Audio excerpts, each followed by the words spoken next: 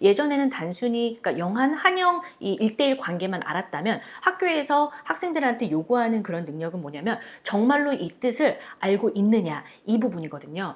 제가 보았을 때 이 영영풀이 같은 경우 보면 정확하게 그 풀이도 해석을 할 줄 알아야 되고 그리고 그 풀이만을 통해서 영어의 팔품사중 품사가 어디에 해당하는지까지 학생들이 얼마나 정확하게 알 수 있는지 능력을 측정하는 하나의 기준이라고 생각을 하거든요.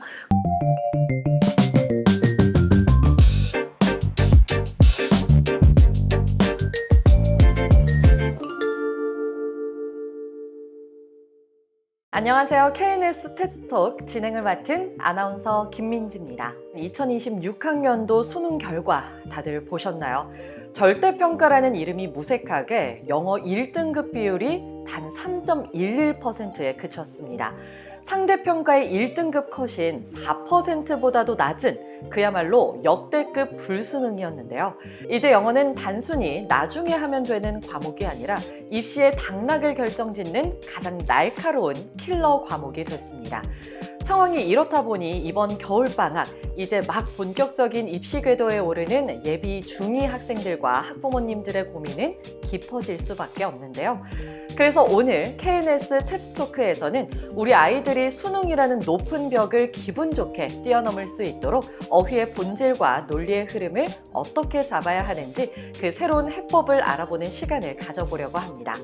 예비 중2가 지금 바로 시작해야 할 진짜 수능 공부법 전문가 두 분을 모시고 이야기 나눠보겠습니다. 네, 선생님들 안녕하세요. 안녕하세요. 안녕하세요. KNS 중학교 1학년 교수부장 맡고 있는 박은하 강사라고 합니다. 안녕하세요. 중1 내신팀장 전혜은 강사입니다. 아까도 말씀을 드렸지만 올해 수능 영어 1등급이 3%대였다고 했는데 이유가 뭘까요? 사실 2018년도에 이 영어 과목의 절대평가를 시행하게 된 이유가 우리 수험생들의 부담을 조금이나마 완화하고자 그렇게 시행이 되었었는데요. 올해 같은 경우에는 오히려 영어가 가장 1등급 비율이 낮게 나오면서 아이들한테 킬러 과목으로서 좀 적용을 했던 것 같습니다. 그 이유를 좀 살펴보면 최근 5개년 수능 영어 출제 경향을 좀 보면 지문 자체는 고등학생들이 이해하기에 그렇게 어려운 지문들은 아니었습니다. 이전에는 좀 추상적이고 어려운 지문들이 많이 나왔었는데 그 특징이 선택지로 넘어가게 되면서 지문 이해는 쉽지만 선택지가 좀 어려웠다. 이게 경향성이라고 볼 수 있었다면 올해 수능 같은 경우에 왜 예년보다 좀 어려웠냐라고 봤을 때 10년 전, 15년 전 기출에 많이 나왔던 경향성이 지문 자체의 소재가 굉장히 어렵고 또 어려운 어휘가 많이 쓰였었습니다. 올해 수능 24번 문제가 또 논란이 많았었는데요. 그 24번이 어려웠던 이유가 지문에 쓰인 소재가 굉장히 어려웠습니다. 34번 빈칸 문제 같은 경우도 칸트라는 아이들이 굉장히 어려워하는 철학 분야의 소재가 쓰이게 되면서 오답률을 높게 가져가는 그런 이유가 되지 않았나 싶고요. 또 선택지 자체도 쉽지가 않았는데 34번에 1번하고 3번 보기가 뜻이 거의 똑같습니다. 그런데 1번에는 reasonably라는 부사 하나가 추가가 되면서 이제 아주 작은 어떤 차이를 만들어내는데요. 아이들이 이러한 부분들을 캐치해내지 못하면 이제 등급 내기가 좀 어려웠던 시험이었다. 이렇게 보시면 될 것 같습니다. 3%대라고 하면 굉장히 작은 숫자잖아요. 수능 영어 1등급 꼭 필요한 거죠? 그렇죠. 네, 수능 영어 1등급은 오히려 절대평가가 되고 나서 더 중요해졌다고 볼 수 있을 것 같습니다. 이제 대학을 가는 방법으로 가장 크게는 수시가 있고 정시가 있잖아요. 이제 수시로 대학을 진학하는 친구들의 경우에는 아무래도 이제 수능 최저 등급이라는 제도 때문에 결국에는 내신도 열심히 준비를 하고 이제 수능 같은 경우도 열심히 준비를 해 주어야 하는데 예를 들어서 어떤 친구가 의대 진학을 꿈꾸고 있다라고 했을 때 본인이 매번 전교 1등을 해서 이제 내신 등급을 다 1등급까지 마무리를 해놨다고 하더라도 뭐 만약에 고대 의대나 뭐 연대 의대를 진학을 하고 싶다라고 했을 때 거의 정시로도 의대에 들어갈 수 있을 만큼의 등급을 어느 정도 수능에서 확보를 해야 됩니다. 그런데 이제 영어가 절대평가가 되고 나서는 아무래도 아이들이 수능 최저 등급에 있어서 영어 과목을 선택하는 경우가 많은데요. 그런데 이렇게 영어가 어렵게 출제가 되어버리면 본인이 지금까지 준비했던 그 수능 과목에 대해서 이제 등급이 맞지 않아서 오히려 최저 등급에서 떨어져 버리는 경우가 생길 수도 있고요. 그리고 정시로 대학을 가는 친구들이라고 할지라도 만약에 인서울에 있는 중위권 대학 이상을 간다라고 하면 영어 1등급을 받지 못한 친구들은 아예 합격권 안에도 들지 못하게 되는 경우가 많습니다. 특히나 뭐 외대나 이대, 시립대 같은 경우는 영어 반영 비율이 다른 학교에 비해서 또 높은 경우도 있기 때문에 본인이 서울에 있는 중상위권 대학을 간다라고 했을 때는 또 수능 영어 1등급이 굉장히 필수적이게 됐다. 이렇게 말씀드릴 수 있을 것 같아요. 토플만 공부를 하던 초중등 학생들도 수능 영어 공부를 일찍 시작해야 되는 이유가 있을까요? 아무래도 이 초중등 학생들 그리고 특히나 초등 학부모님들께서는 왜 토플이 아닌 수능을 공부를 하게 되는지 좀 의문점을 가지시는 경우가 많아요. 사실은 토플하고 수능의 가장 큰 차이는 겉으로 보기에는 글의 길이가 좀 다릅니다. 토플은 5문단에서 6문단 정도 되는 굉장히 장문 형식을 취하고 있고요. 수능 같은 경우는 7문장에서 많게는 10문장 정도로 한 문단의 단문 독해라고 보시면 되는데, 사실은 표면적으로는 그런 차이가 있지만 안으로 더 들어가 보면 논리 구조의 차이라고 보실 수 있을 것 같아요. 토플 같은 경우는 이제 잘 쓰인 설명문이라고 보시면 되고요. 이제 그 안에서 여러 분야의 배경 지식을 쌓는 데는 굉장히 큰 도움을 받을 수 있습니다. 그런데 수능 같은 경우에는 토플과 가장 다른 점이 함축적인 의미를 물어보는 문제, 또 저자의 의도를 물어보는 문제들, 그리고 문학적인 표현들이 들어간 경우가 굉장히 많습니다. 그래서 이 둘이 가장 큰 차이는 문학적 표현 그리고 비유적 표현이 있느냐 없느냐. 결국에는 우리가 흔히 킬러 문항이라고 부르는 빈칸 순서 삽입에서 요구되는 능력은 주제문을 제대로 찾았는지, 그리고 저자의 의도를 파악했는지, 그리고 이 밑줄 친 부분에 숨겨진 의미를 찾았는지, 이런 부분들이거든요. 결국에는 우리 친구들이 이제 고등학교에 진학을 했을 때 뭐 전사고든 외고든 혹은 강남권에 있는 일반고든 대부분은 수능 그 이상의 난이도로 영어 내신을 공부해야 되는 경우가 많습니다. 본인이 독해 추론 문제를 풀 수 있을 만한 능력을 기르려면 수능이 그 초석이 된다라고 보시면 될 것 같고요. 특히나 또 수능 영어 1등급이 이제는 필수 조건이라고 아까 말씀을 드렸었는데, 그 이유가 본인들이 고등학교에 올라갔을 때 사실은 타 과목들 할 시간들도 많이 부족한 경우가 있거든요. 그렇다면 초중등에서 이제 수능 영어 1등급을 만들어 놓고 고등에 올라가야만 아이들이 고등 영어 내신 수준의 텍스트를 또 소화를 할 수 있기 때문에 초등학교 5학년, 6학년부터 수능을 시작하는 것이 좀 적절한 시기다, 이렇게 보시면 될 것 같습니다. 영어의 기본은 어휘다, 이런 말을 많이 하죠. 어휘가 왜 중요할까요? 어휘라고 하는 것은 단순히 그냥 뜻을 아는 수준을 넘어서 글의 방향이랑 의도를 이렇게 결정하는 핵심 요소라서 그렇고요. 단어 하나만으로도 그 다음 문맥이 어떻게 되는지를 알 수가 있어요. 예를 한번 들어드리자면, 고독이라고 하는 단어가 solitude랑 그다음에 isolation이라는 단어 2개가 있거든요. 근데 그 우리말로는 그냥 고독, 혼자 있는 상태라고 번역이 되지만 그 뉘앙스가 2개가 달라요. 예를 들어서 그 solitude는 내가 선택해서 좀 조용히 생각하거나 좀 쉬기 위해서 조용히 있고 싶은 상태, 좀 긍정적인 느낌이죠.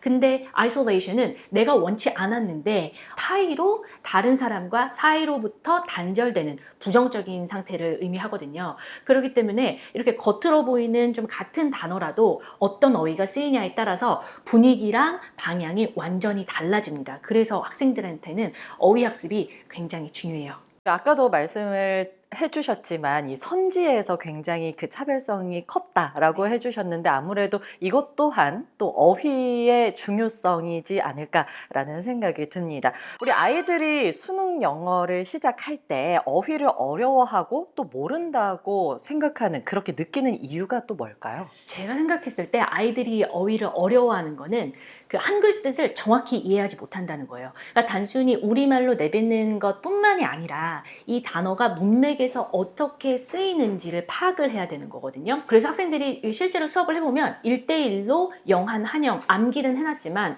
그 문맥 속에서 어떤 뉘앙스로 쓰이는지를 이해를 못하는 경우가 종종 있습니다. 그래서 어휘 학습은 일단 수능 어휘부터 시작을 해서 한글 뜻을 정확히 알고, 그 다음에 애매함 없이 문맥 속에서 정확하게 암기를 하고, 그 다음에는 영영풀이로 넘어가서 영영풀이로는 어떻게 구성이 되어 있는지 그 의미를 정확하게 아는 것, 그리고 반복해서 보는 그 과정을 거친다면 학생들이 어휘를 모른다라기보다는 나 이제 정확히 안다, 그렇게 이해할 수 있습니다. 사실 모국어인 한국어의 뜻도 모르는데 이 어휘를 아는 게 굉장히 어려울 것 같아요. 그래서 한글로 일단 먼저 알고 또 영영풀이로도 알아야 한다라고 말씀을 해주셨는데, 영영풀이 실제로 학습에 중요한가요? 정말 중요하죠. 실제적인 첫 번째 이유는 일단 시험에 많이 나와요. 그래서 영영풀이를 학습을 하지 않으면 좋은 점수를 받을 수가 없습니다. 근데 왜 이렇게 학교에서 많이 영영풀이 문제를 내나 이렇게 생각을 해보면 예전에는 단순히 그러니까 영한, 한영 이 1대1 관계만 알았다면 학교에서 학생들한테 요구하는 그런 능력은 뭐냐면 정말로 이 뜻을 알고 있느냐 이 부분이거든요. 제가 보았을 때 이 영영풀이 같은 경우 보면 정확하게 그 풀이도 해석을 할 줄 알아야 되고 그리고 그 풀이만을 통해서 영어의 팔품사중 품사가 어디에 해당하는지까지 학생들이 얼마나 정확하게 알 수 있는지 능력을 측정하는 하나의 기준이라고 생각을 하거든요. 그리고 또 의외로 학생들이 영영풀이를 보고 그 단어를 잘 이해하는 경우도 있어요. 그리고 영영풀이 그 자체를 보시면 원래 그 단어의 유의어로 이루어졌기 때문에 확장적인 학습이 가능해요. 그래서 영영풀이 정말 중요하다고 제가 한마디로 말씀드릴 수 있습니다.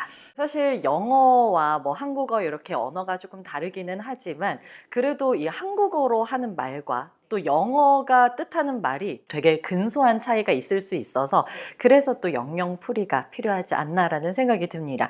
이 애매한 단어들이나 또 빈출 단어는 어떻게 학습하는 게 효과적일까요? 단어들이 너무 좋은 게 많은데 학생들 입장에서 이렇게 어렵다고 하는 이유가 왜 그러냐면 단어가 다 개별적으로 흩어져 있어서 그런 어려움을 느끼는 건데요. 근데 학생들 입장에서는 한정된 시간 안에 같은 시간을 들여서 좀 체계적으로 공부를 하고 싶다. 이런 생각이 굉장히 많이 들 거예요. 저희 학원의 자체 교재 단어장이 있거든요. 수단비라고 해서 그 수능 단어 비밀 노트라고 하는 그 단어장이 있어요. 근데 제가 이 단어장을 보고 와 정말 좋다고 느낀 게 그 우선순위랑 빈출도 순으로 정리가 되어 있고요. 그리고 단어의 그 유추 관계까지 같이 공부를 할 수 있기 때문에 어떻게 보면 일석삼조 저는 그렇게 생각을 하거든요. 그러니까 예를 들어서 이 단어장을 보면 artist, 그러니까 예술가가 갖고 있는 거는 talent, 재능이라고 한다면 그러면 animal, 동물이 갖고 있는 것이 무엇이냐 이렇게 빈칸을 뚫어놨을 때 동물이 갖고 있는 거 instinct라고 하는 본능이다. 그래서 좀 학생들이 단어를 단순하게 1대1로 암기를 하는 게 아니고 관계 속에서 이해를 하도록 이렇게 돕는 그런 책이에요. 그리고 또 이 책에 보면 영영풀이도 물론 들어가 있고 뭐 다이어, 그다음에 문맥의 적합성까지 묻고 있기 때문에 학생들이 정말로 생각하면서 단어를 정리를 할 수 있고요. 그리고 실제 시험에서도 이런 점을 평소에 훈련을 했기 때문에 본인이 그 단어장을 통해서 쌓아놨던 사고력을 통해서 문제를 잘 풀 수 있는 그런 능력도 배양을 합니다. 단순히 이 어휘라고 해서 이 단어만 외우는 게 아니라 유의어, 다이어 등 좀 확장되게끔 만드는 게 바로 이 KNS의 어휘 학습법이 아닐까라는 생각이 듭니다. 수능 다음으로는 어떤 어휘 학습을 해야 좋을까요? 수능 다음으로 제일 중요한 거는 탭스 단어예요. 네. 그러니까 왜냐하면 수능 이후에는 이 탭스라고 하는 것이 왜 중요하냐면 탭스 어휘는 유의어를 중심으로 체계적으로 정리가 되어 있거든요. 같은 뜻을 나타나더라도 같은 단어를 쓰면 안 되겠죠. 단조로움을 피해야 되고 그다음에 반복 피하고 그다음에 상황과 맥락에 맞게 그리고 그 뉘앙스에 맞게 해주려면 유의어 학습을 해야 되고 그러면 탭스 단어가 제일 좋거든요. 유의어를 익히면 독해에서 굉장히 빠르게 의미를 캐치를 할 수가 있어요. 예를 들어서 독해 수업을 한 다음에 독해 선생님께서 본문에 있는 한 문장을 밑줄을 치신 다음에 이 밑줄 친 문장과 같은 뜻 또는 같은 의도를 가진 문장을 찾아라 라고 하고 오지선다형으로 내세요. 그러면 출제자 선생님께서는 당연히 그 본문에 쓰인 단어 수준으로 선지를 내시거든요. 의외로 그러니까 최상위권 학생들이 그런 문제를 틀려요. 왜 틀렸니라고 물어봤더니 단어를 몰라서 틀렸대요.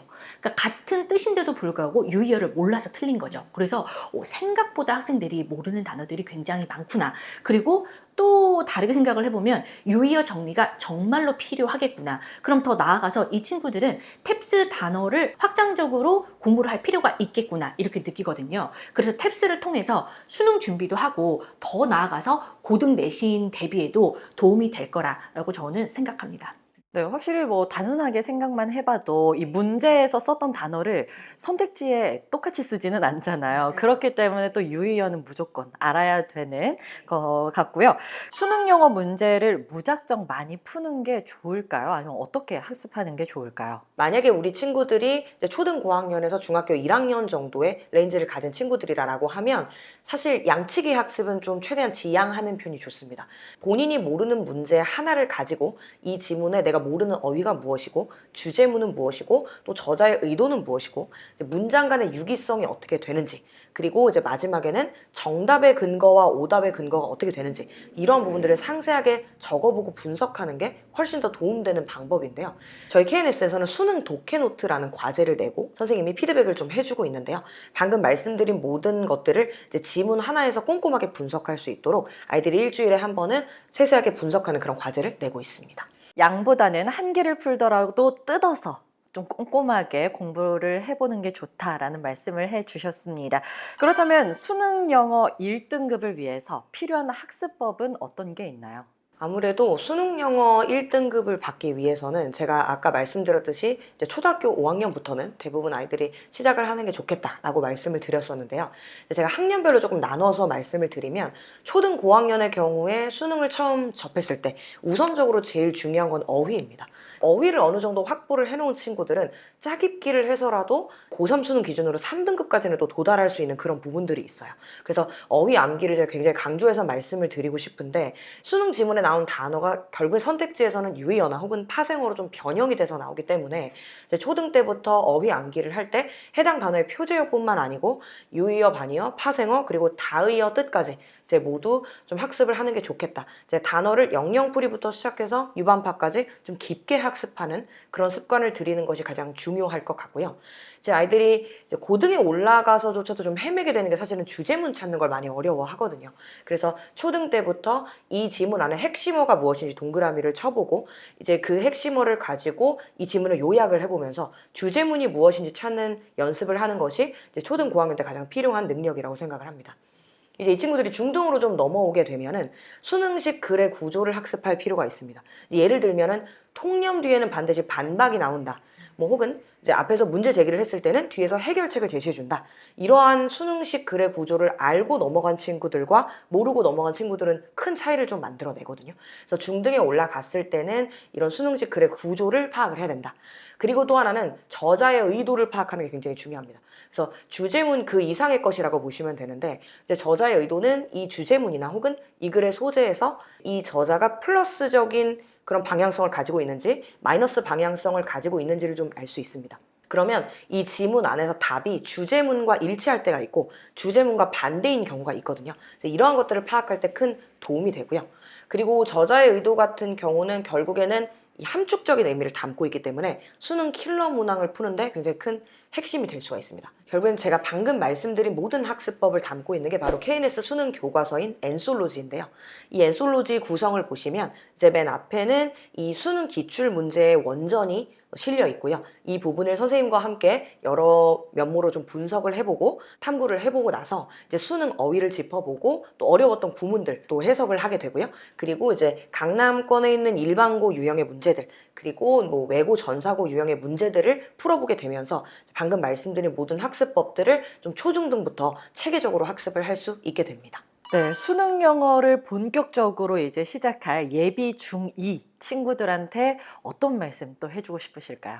제가 학생들한테 해주고 싶은 말은 끝까지 하세요. 왜요? 왜냐하면 학생들이 어휘도 많이 쌓아야 되고 구문 독해도 해봐야 되고 그런 다음에 전체적인 글을 봐야 되기 때문에 다른 과목보다 시간이 많이 걸릴 수 있거든요. 그런데 그 능력을 쌓아가는 그 과정이 힘들고 시간이 많이 걸릴 수도 있지만 그 실력이 어느 정도 쌓인 다음에는 점수가 정말로 많이 올라가요. 그래서 중간에 포기하지 말고 저는 끝까지 했으면 좋겠습니다. 저 같은 경우는 메타인지를 좀 짚고 넘어가고 싶은데요. 아이들이 공부를 할 때 습관적으로 본인이 아는 것만 공부하게 되는 그런 부분들이 있습니다. 그래서 본인이 아는 것과 모르는 것을 정확하게 구분을 해서 이제 모르는 것을 공부하는 시간을 늘리는 게 가장 중요하다고 생각이 들고요. 본인이 맞은 문제라고 할지라도 찝찝한 기분이 들고 제대로 알고 풀지는 않은 문제들이 있을 수 있습니다. 감으로 풀었거나 이제 그러한 지문들 하나를 놓고 꼼꼼하게 살펴보는 그런 과정들이 이제 예비 중 2에게는 꼭 필요하다. 이런 말씀 드리고 마치고 싶습니다.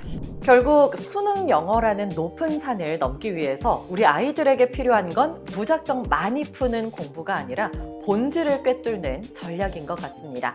단순 암기가 아닌 문맥 속 관계를 이해하는 학습법, 그리고 지문 하나를 보더라도 저자의 의도를 완벽히 파헤치는 논리 훈련, 이 과정들이 차곡차곡 쌓인다면 예비 중2 학생들에게 영어는 더 이상 걱정스런 과목이 아닌 입시라는 긴 여정에서 가장 든든한 무기가 될 것 같습니다.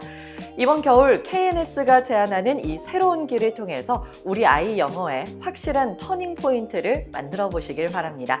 어머님들의 고민 해결에 작은 실마리가 됐길 바라겠습니다. 저희는 다음 시간에 알찬 정보로 찾아뵙도록 하겠습니다. 오늘 함께 해주셔서 감사합니다.